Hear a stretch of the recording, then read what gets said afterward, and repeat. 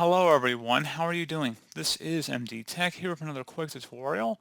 In today's tutorial, I'm going to show you guys how to connect to a Wi-Fi network on Windows 11. So this should hopefully be a pretty straightforward process here, guys. And without further ado, let's go ahead and jump right into it. So you want to look down your system tray. So if you notice a little Windows icon that shows several bars like a radio signal, you might not see it immediately in here. You might have to click the little up arrow to see it in here.